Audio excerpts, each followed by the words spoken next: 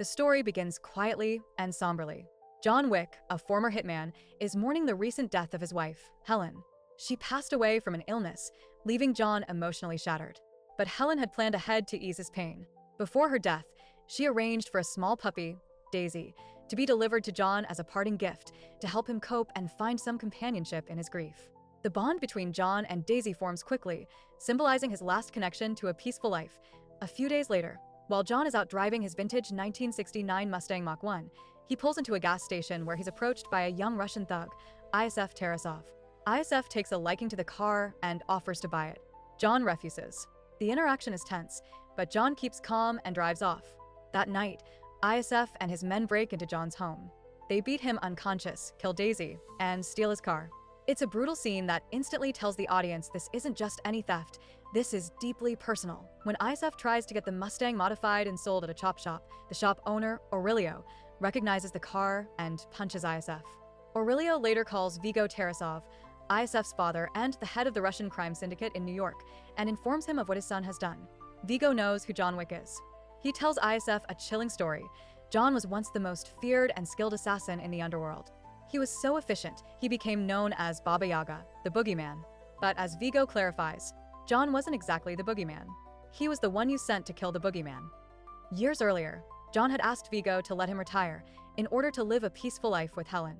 Vigo agreed, but only after John completed an impossible task, which he did with legendary brutality. Now, by killing John's dog and stealing his car, ISF has dragged this deadly man back into the shadows. Realizing what's coming, Vigo tries to preempt John by sending a hit squad to his house. In a visually stunning and fast-paced sequence, John takes down the entire crew with lethal efficiency, using guns, martial arts, and environmental objects in a way that becomes a signature of the franchise. Afterwards, John makes a call. He's back. John checks into the Continental Hotel, a safe haven for assassins that operates under a strict code. No business is to be conducted on the premises. The Continental is a fascinating part of the film's world building, filled with hitmen, underworld etiquette, and a mysterious currency system. John begins hunting ISF.